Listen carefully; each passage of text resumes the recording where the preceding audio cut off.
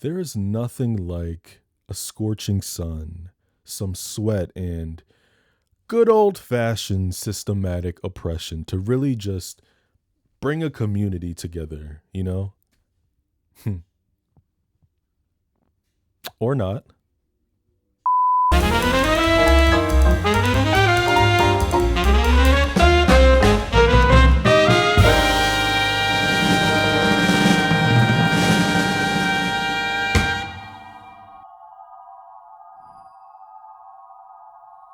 Happy Black History Month, my friends. Let me cut you off. Are you black? Can I just say, I feel like this film is overdue. I mean, Mr. Spike Lee up there. If you didn't know, he's probably like, what video are we on? This is my 13th video, and I'm like just getting around to this. This is one of my favorite movies of all time. I made a post on my community page that my lineup for the entire month of February was gonna be blickety blickety black, and here we are. All right. What better film could I kick this month off other than Spike Lee's Do the Right Thing? This film is a 1989 American comedy drama film produced, written, directed, and starring the man himself. Let me say it again for the people in the back. Produced, written, directed, and starred. A black man in 1989 did this. Give it up. Come on, yep.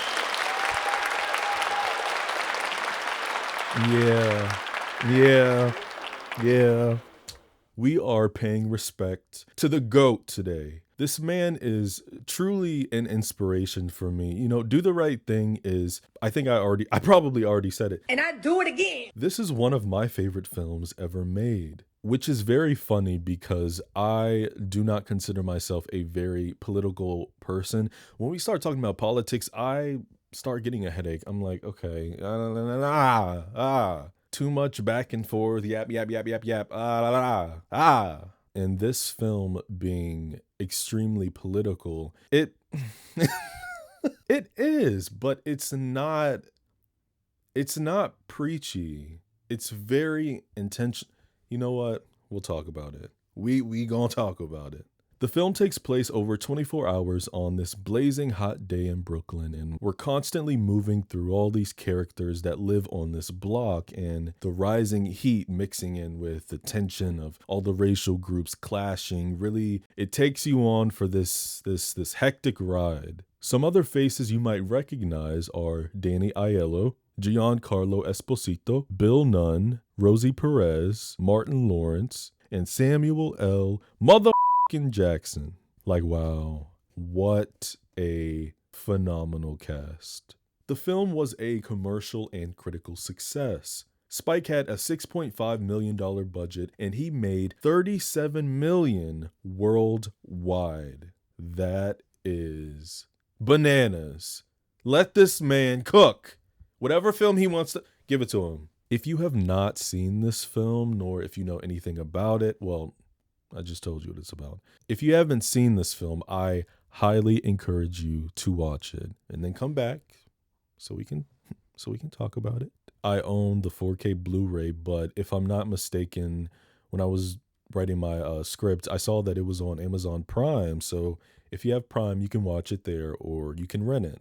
If you don't have Prime, rent it. Like, the hell, you ain't got no choice. Come on, it's worth it. Now, make sure you get a fan. Turn on your AC, whatever you need to do, because it's about to get real hot in this bitch. And let's break down Spike Lee's Do the Right Thing. You know you're watching a Spike Lee film when things kick off with a saxophone.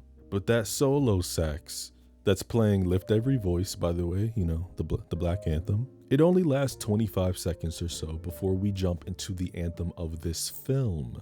The upbeat, funky, hip-hop banger Fight the Power by Public Enemy plays for a whole 3.5 minutes while Rosie Perez is on screen getting crunk. Love Daddy, played by Samuel L. Jackson, looking the youngest we've ever seen him, is the radio host of We Love Radio Station, starting everybody's day off right with the word. He's telling everybody to wake up, wake up, wake up, because the forecast today is hot. The color for today is black. Yup. The temperature will go well over 100 degrees, so Love Daddy tells everyone with the Jerry curl to stay in the house, or you'll end up with a permanent plastic helmet on your head forever. Look, I don't know nothing about that. I don't know nothing about no Jerry curl, okay? That was before my time. The lighting design in this film is so gorgeous. The orange in every window throughout the film, just showing this blazing sun. Everybody's gonna be sweating. This fan that's sitting right beside the mayor, the blackest thing I've ever seen, sleeping with the fan right next to your face. Then there's Smiley, standing in front of a Baptist church, holding a picture of Malcolm X and MLK Jr. He says even though they are dead, we still have to fight against hate. Then the man himself, Mr. Spike Lee, is in his sister's room counting his money. 450 cash dollar bills. Rich man. Pizza shop owner Sal and Mookie's boss arrives to his creation with his two sons, Vito and Pino, who also work at the pizzeria. Sal tells Pino to get a broom and sweep the front of the store, but Pino turns right around and tells his younger brother, Vito, to do it. This is a trend that is going to be repeating throughout the film. You know, everything that Salvatore tells his oldest, Pino, to do, he just, Vito, do that. You know, just the controlling older brother, being a booty hole. Pino starts saying how much he hates this place and how he didn't want to come to work anyway. I detest it like a sickness, is exactly what he says. And Sal tells him, you know, these words coming out of your mouth that's hate. Like that's just true hate, you know? So Pino starts to backtrack. And you know, Sal's like, so do you think that you can do better? Crickets. He tells him that his pizzeria is a respectable business and there's nothing wrong with that. Now get a damn broom and start sweeping like I said. But once again, he just tells Vito to do it. I'm gonna kill somebody today. Put a pin in that. Mookie leaves his crib with the Jackie Robinson Dodgers drip. Love this outfit. I want to do it for Halloween one year. I never dress up for Halloween, probably because I don't go anywhere, but still, I want to do this for Halloween. Hell no. He's walking down the strip saying hi to the neighborhood, and we meet another recurring character, Miss Mother Sister, who sits by her windowsill all day and just watches the streets. She tells Mookie to be careful with the heat and she'll be watching him, you know. Mother Sister always watches. When Mookie gets to work, Pino's hating ass keeps pressing how he's late as if he's the boss here. But the real owner, you know, Sal, does not give a shit. And Vito's just cooling. Mookie is obviously closer with the younger brother. Unnecessary side note, but Vito can get it.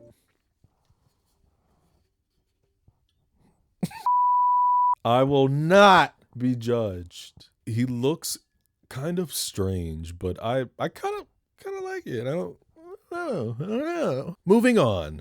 Pino was acting like he paid the bills in this joint, and he tells Mookie to sweep the front of the store. Bro, you still didn't sweep out front? But one thing about Mookie, he ain't a pushover. He tells Pino to f*** off because I get paid to deliver the pizzas, and that's what I'm doing. And Pino's response is, you get paid to do what we say. We? What? A man who everybody calls the mayor comes in greeting everyone. He asks Sal if he needs any work done, and Pino says something in Italian which we do not know, but Sal's response tells us everything we need to know. He tells Pino to leave the guy alone, so that fills in the blanks for us. Just a heads up, Pino drops a lot, and I mean a lot of slurs in this movie, so just trigger warning. So after all the back and forth over sweeping out the front, the mayor is the one to do it, and he's rewarded with $1. He does this for Sal every day. I think for the rest of this video, I am going to refer to Pino as Pinto Bean because He's a salty ass nigga.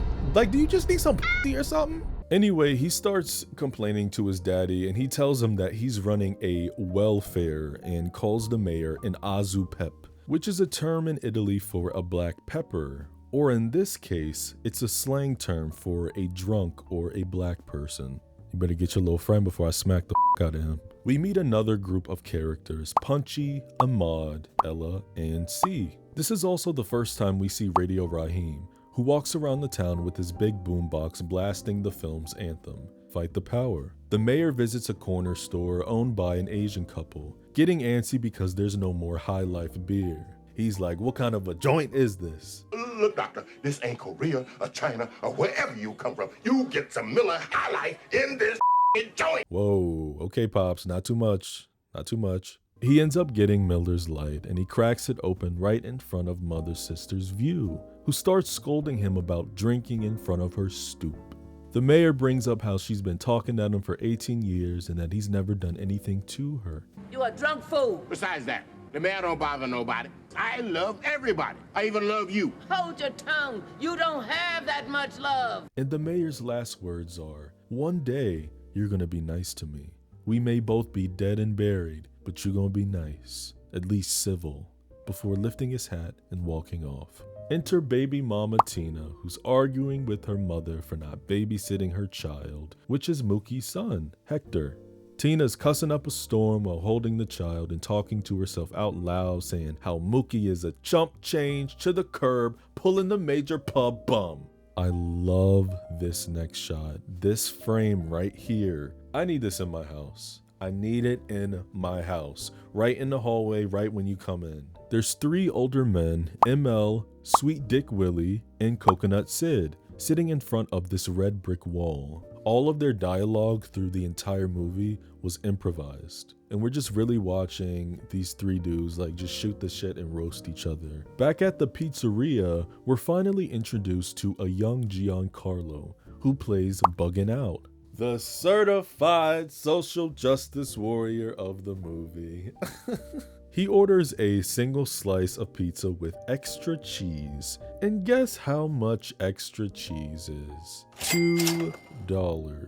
Remember, this is 1989. $2 was like $5 in today's money. $5 for some extra cheese. And the fact that it's just the Kraft Parmesan like right next to them. It's not even special. And also, where are the plates at? Like, all he get is a damn napkin? Salvatore, you cheap ass Mr. Krabs motherfucker! When Buggin' Out sits down and gets ready to take his first bite, he looks up at the wall and sees something that stops him dead in his tracks. A wall full of Italian entertainers. I couldn't get all of them, but the ones that I did notice were Frank Sinatra, Al Pacino, Robert De Niro, Dean Martin, Liza Minnelli, and John Travolta. There's quite a few baseball players and athletes I don't know about. Point is, pasta lovers only. So Buck starts hollering out for Mookie. He's asking him how come there ain't no brothers on the wall. And Sal tells him when he gets his own place, he can do whatever he wants to do with it. Then he takes it farther and we didn't have to do all this. He's like, you can hang your nieces, your nephews, your cousins, aunts, uncles, whoever. But this place is Italians only. Rarely do I see any American Italians eating in here. All I see is black folks. So since we spend much money here, we do have some say. How do you guys feel about this? Do you think that Buggin' Out, do you think he has a point, or is he being a little bit dramatic? I don't know. He kind of ate him up with that, like, because all your customers are black, but I mean, it's his restaurant, but I don't know. So let the trouble begin. Sal grabs a wooden bat and he threatens to bust Bug upside the head. But his sons take the weapon from him, and Sal tells Mookie to get his friend out of his shop. Buggin' Out is bugging out. He's like, I want to see some brothers on the wall. Malcolm X, Nelson Mandela, Michael Jordan, tomorrow. Boycott Sal! Boycott Sal! Boycott Sal! Boycott Sal's! Boycott Sal's! Yo, the way that I can see this happening today is crazy. Mookie pulls Buggin out outside, trying to straighten him out. He's telling Bug, look man, you effing me up. But all Bug wants is some brothers on the wall! Mookie tells him to come back in a week and squash it, and this is quite a big deal because Bug comes in Sal's 3 times a day. And when Mookie walks away, we get probably in my top 3 favorite lines from this film. Boo. Stay black. Stay black. Salvatore tells Mook that his friend isn't allowed back, and Pinto Bean is all, yeah, why don't you talk some brother talk to him? I'm not talking to you, bitch! Mook takes out a pizza for delivery order, and the mayor stops Mook for a few words of wisdom. And take a guess what he tells Mookie. I'll give you a hint. It's 5 words. Always do the right thing. That's it? That's it. I got it. I'm gone. Do with that what you will. We'll talk about it at the end. Mookie runs into Smiley on the staircase as he's delivering, and Smiley showing him multiple stills of the same picture of Malcolm X and MLK Jr., telling him that they're each $1. Mook picks one and he tells Smiley that he'll buy one when he gets paid tonight. Bye, Mookie. I love him.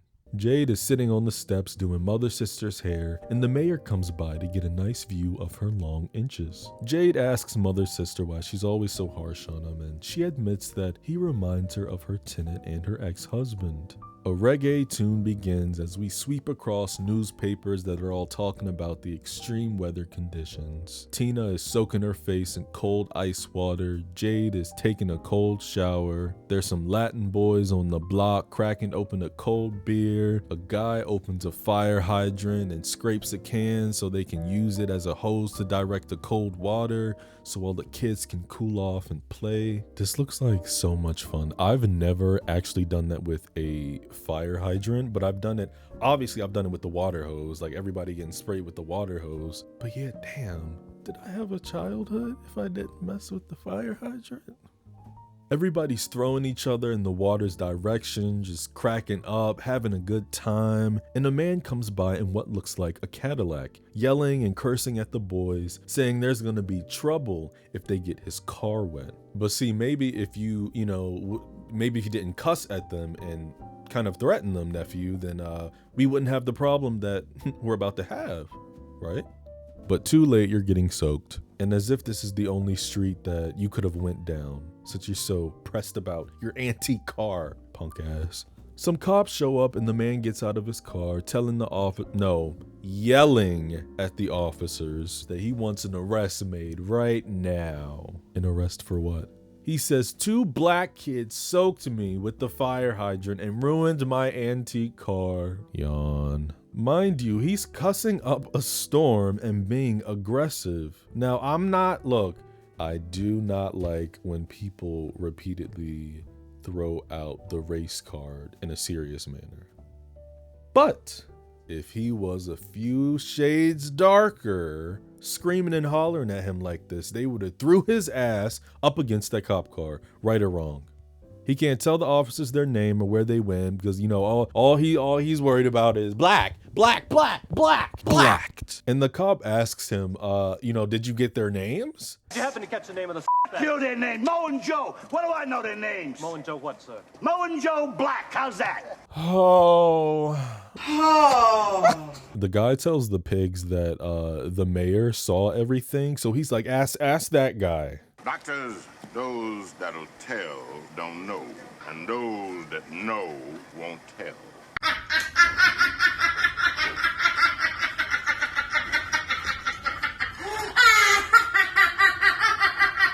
Is that voodoo shit? Okay.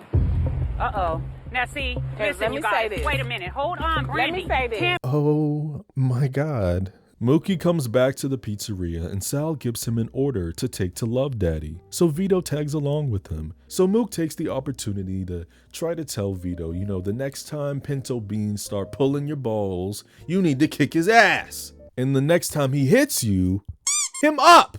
When they give Love Daddy his order, the next song that plays on the radio, Mook says into the microphone he dedicates it to Tina. Radio Raheem shows up blasting his anthem, Fight the Power, so we know war is coming. They have a music all turning up their sound louder and louder, and Raheem wins.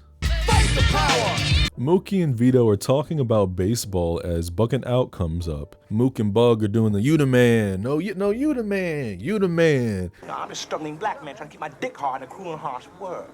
Right. Real. When they move along, a white guy with a carton of orange juice and a bike bumps into Buggin' Out, and he leaves a scuff on his shoes. Y'all know how serious black men are about their shoes.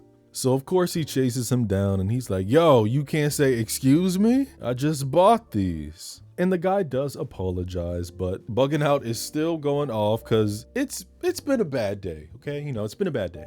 He starts saying things like, "Who told you to walk on my block? Who told you to be around my people? Who told you to move in my neighborhood?" Like, oh, well, calm down. He apologized. The young cats start crowding around him and they're hyping his head up. Ahmad is like, "Yo, your shoes are up." Yo, man, your Jordans are up. We have all witnessed somebody doing this in high school, like that top tier level instigating. You're lucky the black man has a loving heart. Man, you're lucky I'm a righteous black man. Then why'd you move back to Massachusetts? I was born in Brooklyn. Pinto Bean starts bullying his brother again, and Mookie gives him the look and reminder to stick up for himself. But Pinto tells his brother, "Look, you need to remember who you are. Vito Frangione, not Vito Muhammad." Jesus Christ. Putting his hands all over him, and my baby still can't stand up for himself. The pigs are cruising the block, staring down the three brothers who are hanging outside as this jazzy piano plays. And the looks on everybody's face says it all. What a waste. ML starts talking about the Korean shop owners across the street and how they probably haven't been off the boat a whole year before they opened up their own place. They did this in just under a year, and now they got their own business running in our neighborhood. Either those Koreans are geniuses, he says, or your black asses are just plain stupid. And Sweet Dick Willie in the middle is like, "You sons of bitches ain't gonna do a damn thing, but sit y'all little monkey asses on the side of the road and run your mouth. Now I'm gonna tell you what I'm gonna do. I'm gonna go right across the street and give these Korean people my money because it's Miller time." Hey, Kung Fu!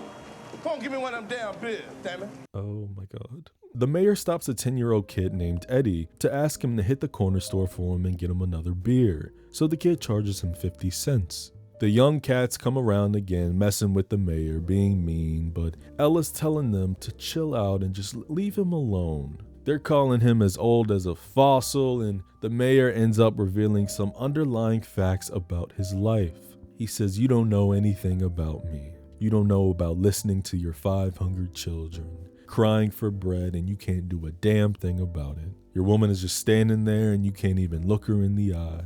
You don't know me, you don't know my pain or my hurt or my feelings. So don't call me a bum or a drunk. It's disrespectful." And Ahmad is crashing out.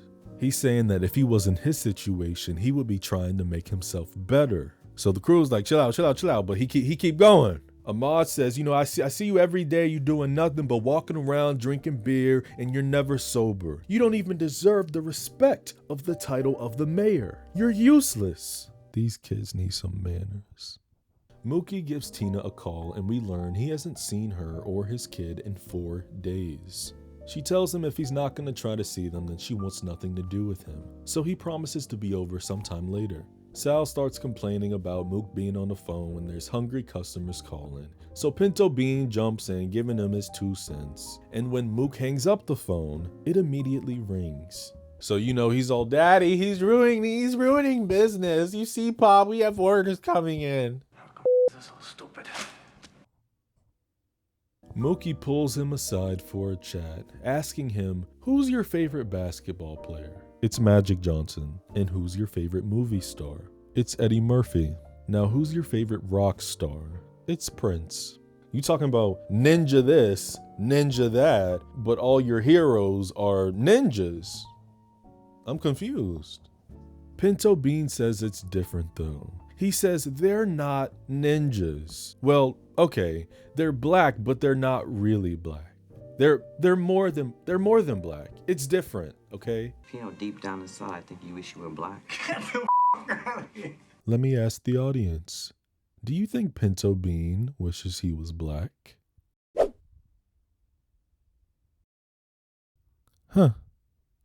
Pinto Bean says he's been reading up on some black activists and public figures. And he brings up Minister Farrakhan and how he talked about the day when the black man will rise, when black men will one day rule the earth as they did in the glorious past. And he says when he read that, he was confused, he was like, what did I miss? Mookie reminds him that they started civilization. Keep dreaming, Pinto Bean responds. Pino, you, your fucking pizza, and Frank Sinatra. Yeah?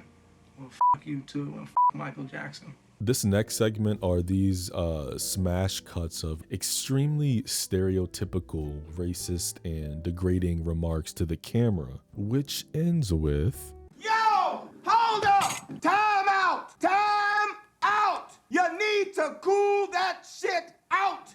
Mookie is making another delivery when he runs into Radio Raheem. And if you do not know what this film is, you have probably seen this screenshot. This is the most famous scene in the entire movie.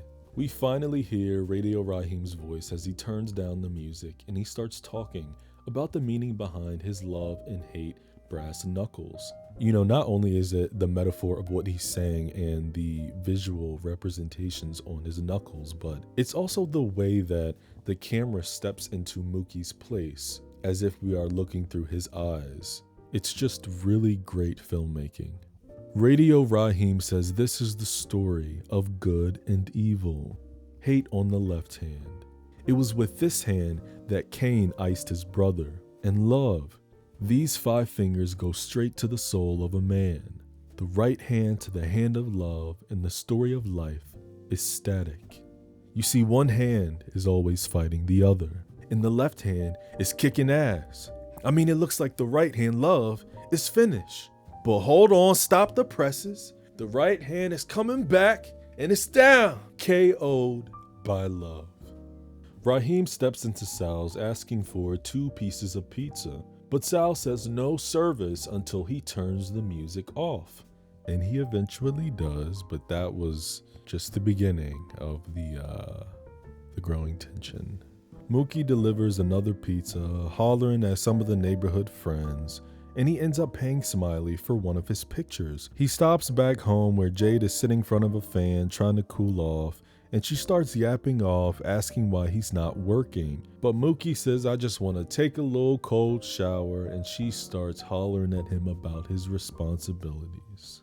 The heat is still high, but it's starting to cool down as we engineer towards the evening. Love Daddy is on the radio naming off iconic black artists that have made names for themselves. Pinto Bean sits down with his father, telling Daddy that they should sell the pizzeria and open one in their own neighborhood.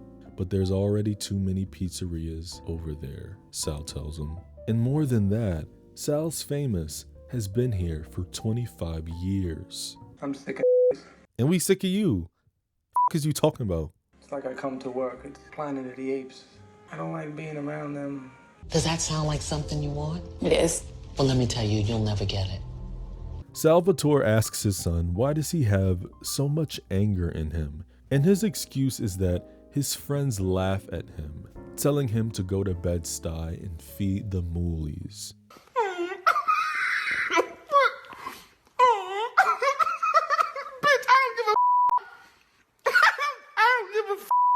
But his caring father points out that those friends don't put food on his table. Those friends don't pay his rent. Those friends don't put a roof over his head. But Pinto Bean's excuse is that, the black people don't want us here. They should stay in their neighborhood, we should stay in our neighborhood. But Salvatore has never had any trouble with these people. He's watched these little kids get old, and he's seen the old people get older. Some of them don't like Italians, but most of them do, and they grew up on his food. He's very proud of that. So Sal's famous is here to stay. Bugging Out is trying to start a revolution and get everybody on board for the boycott at Sal's. The mayor says no, the brothers on the corner also say no, but Sweet Dick Willie specifically... Hell no, goddammit. What you ought to do is boycott that goddamn barber that up your head.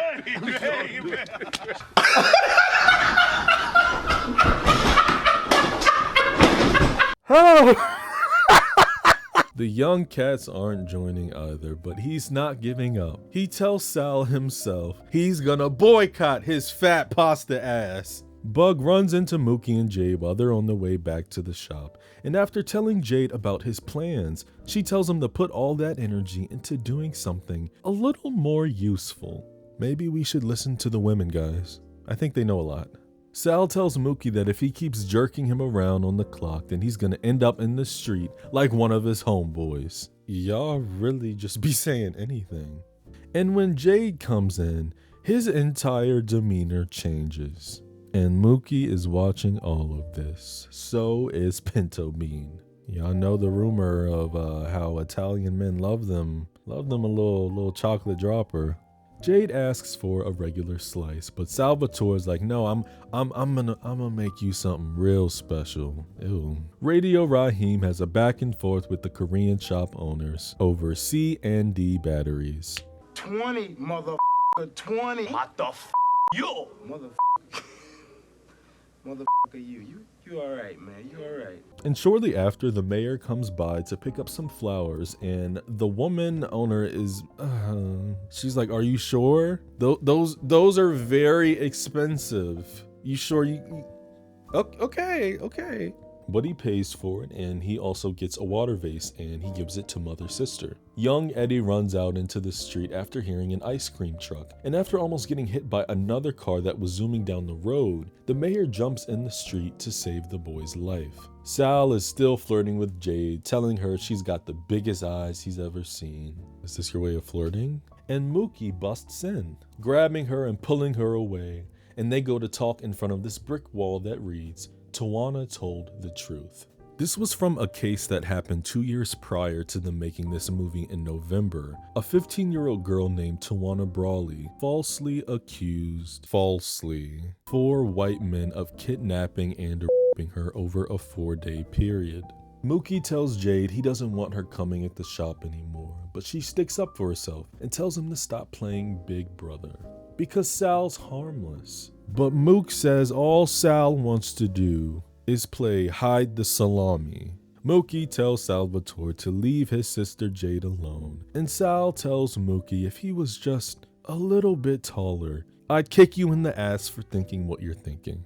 Mother Sister gives praise to the mayor for saving that little boy's life, calling him brave. So it looks like she's opening up to him. Then Mook finally visits Tina. This horn dog gets her to take her clothes off, and then he leaves the room to go get some ice. English, I want my son to speak English, all right? Bad enough his name is Hector. When he comes back, he rubs the ice cube down every inch of her body. After Salvatore tells Pinto Bean to grab the soft drinks from the back, he grabs his brother Vito and pulls him in with him.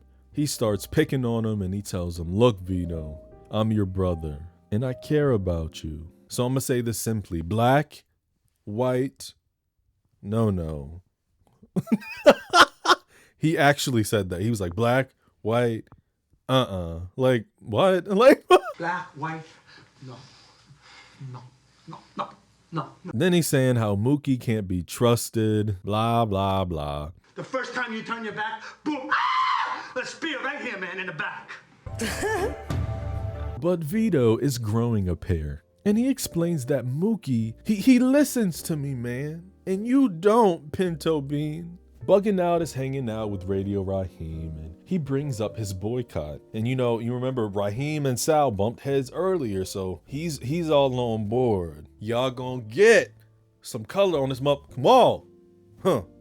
Sal is counting up the money at the register, and it looks like they've had a pretty damn good day. He says there's nothing like a family working together. So he proposes calling the place Sal and Son's famous pizzeria. Then he tells Mookie that there's always gonna be a place for him here at the pizzeria. And look at Mookie's face. This is, the 4 young cats roll up asking for pizza, but the shop is closed. Salvatore is the generous pizza daddy though, so he tells them, come on in. And next thing you know, Radio Raheem, Bugging Out, and Smiley all come in, blast and fight the power. They have a screaming match over the music, like they are all these men yelling at the top of their range. Like, I have a headache, guys. I have a headache. And Sal tells him to turn that jungle music off because we ain't in Africa. You black cocksucker! I'll f***ing tear your f***ing ass now! Sal drops more slurs before banging Radio Raheem's boombox to chunks. There's a strong silence, but it doesn't last long. Radio Raheem pulls the He jumps across the counter and all hell breaks loose. Everybody falls outside, the piggies show up, the neighborhood starts gathering around, Bugging Out is put in handcuffs, Radio Raheem is being choked by a baton, and nobody knows, why they have to hold him by the neck. Y'all do this shit on purpose. But yeah, we know where this is going. It's a tale as old as time. Everybody's screaming for the pigs to stop, and Raheem's feet are literally lifted off of the ground. But it's too late. These bozos are screaming at him to get up. They start kicking him, tell him to get up, stop faking it. They pick Radio Raheem up and put him in the car. Bugging Out is in another vehicle in the backseat, raving. The crowd is going crazy. Just end slurs are being thrown everywhere. But regardless of how who feels about who, everybody on the block collectively knows that what these cops did was murder. The camera pans on the crowd as everyone calls this what it is. Smiley is whimpering in the background, and after a long silence, Salvatore says, You do what you gotta do.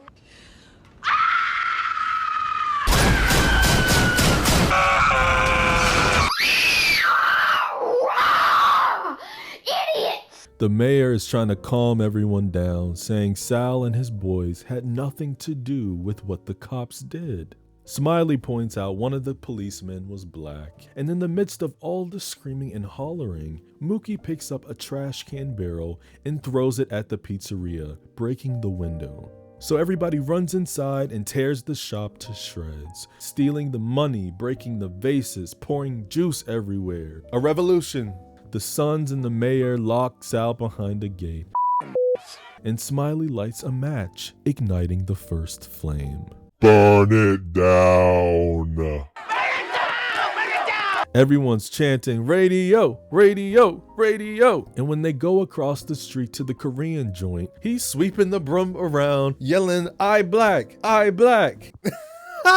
So they leave him alone, as they should. More policemen arrive with the fire department to control the crowd and put the flames out. The block is screaming out and chanting Howard Beach, in which events took place that inspired this film. And the firemen start spraying everybody like this is 1933. The crowd starts dispersing and Smiley goes back inside, hanging up one of his pictures. The next morning, Tina is bitching at Mookie for not spending enough time with her. We see Mother Sister had cared for the mayor and allowed him to stay in her house for the night, and Mookie stops by Sal's to get his money that he was never paid. When Mookie asks for his paycheck, Sal, I want my money. Your money couldn't begin to pay for the window you broke. Sal decides to bring up the window. Bro, fuck your window! They killed Radio Raheem! Like, what is you talking about? What is you talking about? Run my shit, stop playing with me. And this guy continues screaming about how he built the whole place with his hands. Every light, every socket, every tile. You know what the that means? Yeah, it means pay me my motherfucking money. That's what it means, Sal.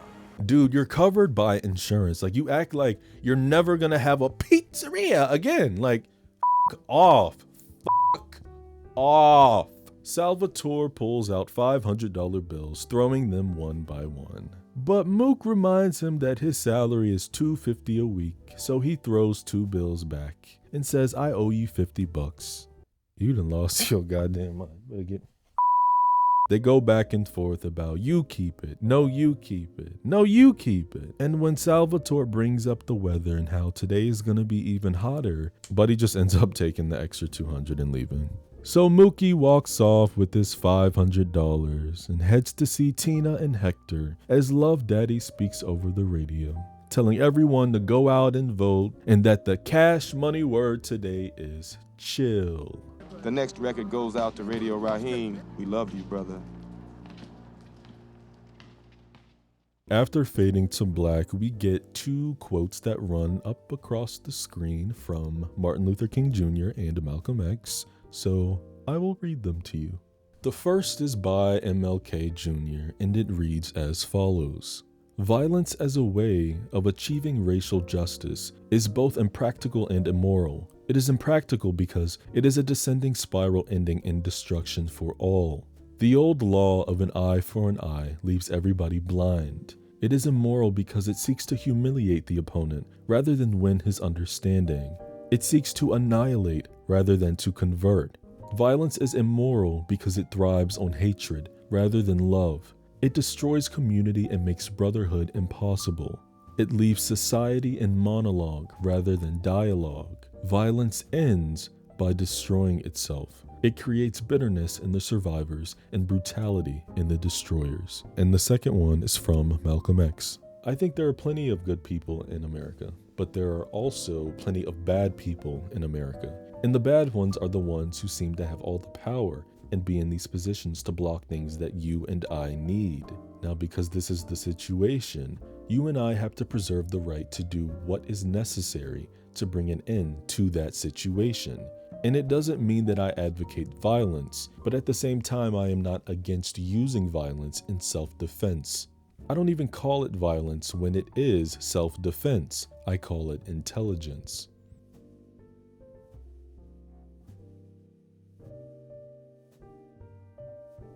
And finally, a kind dedication to the families of Eleanor Bumpers, Michael Griffith, Arthur Miller, Edmund Perry, Yvonne Smallwood, and Michael Stewart.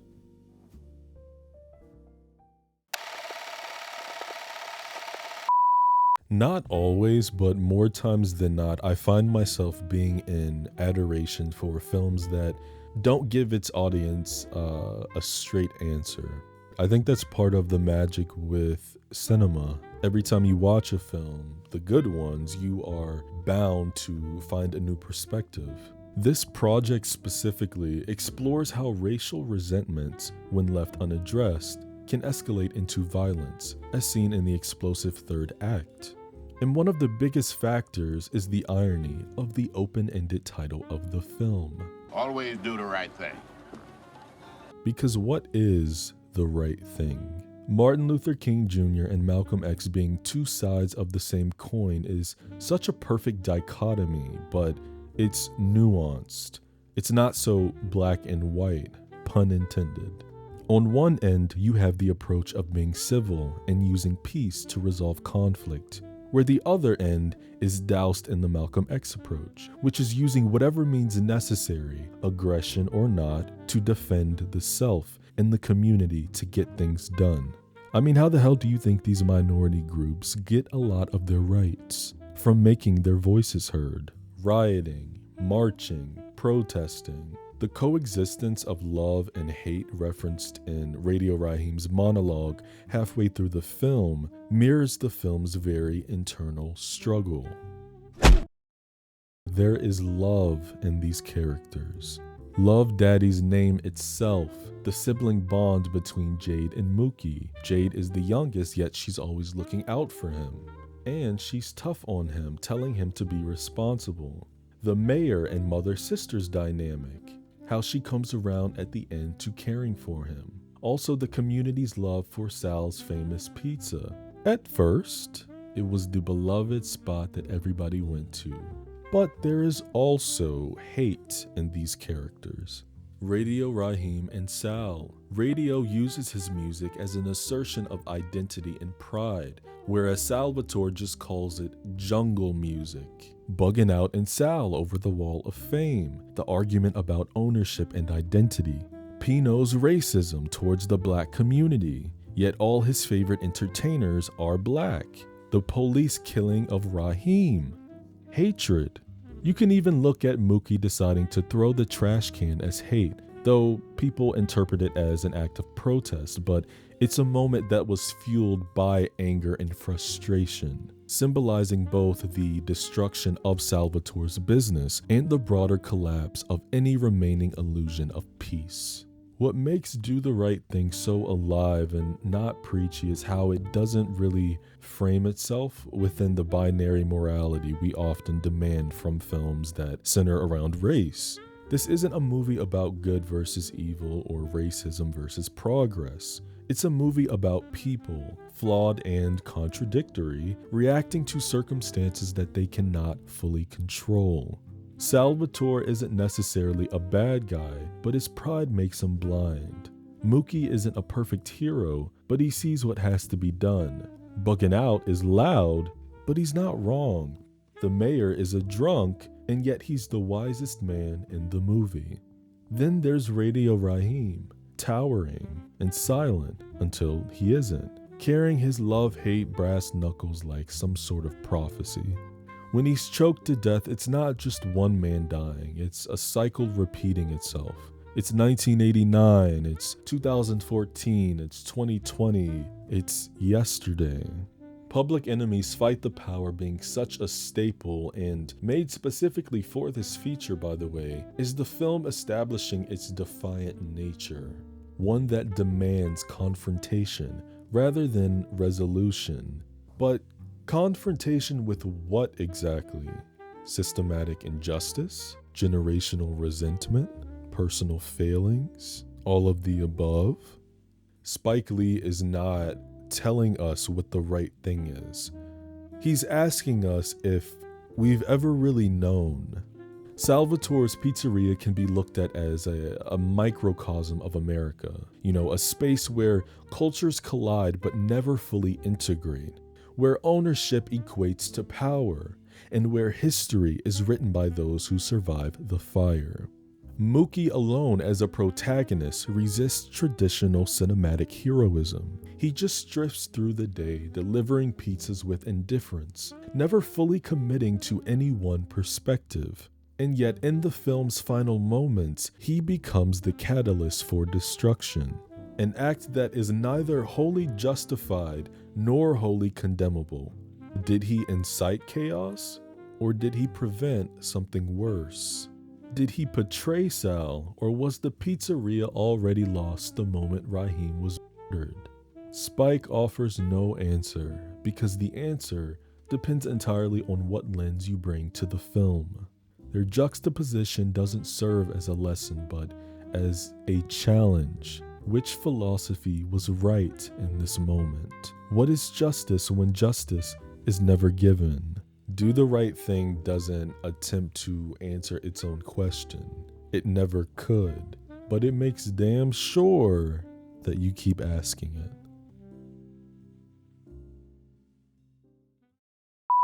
I want to try something new with the formula of my videos. I don't know if I want to do it for all of them, we'll see, but for my outros, I have a series of questions that I would like to ask you. I want people who watch my videos to just think a little bit deeper. So here they are. How does the ending to Do the Right Thing make you feel? Angry? Frustrated? Hopeful? Or something else entirely? Do you think Salvatore was racist, or was he just a product of his environment? How does this film challenge the idea of a clear villain or hero? And did Mookie do the right thing by throwing the trash can? Why or why not? I'll be looking forward to hearing from you. If you enjoyed this video, consider subscribing. Give your homie a like and hit that bell notification so you know whenever I post a new video. And on that note, take care of your mind, take care of your body, and take care of your spirit. And do the right thing. I'll see you later. I'll see you later.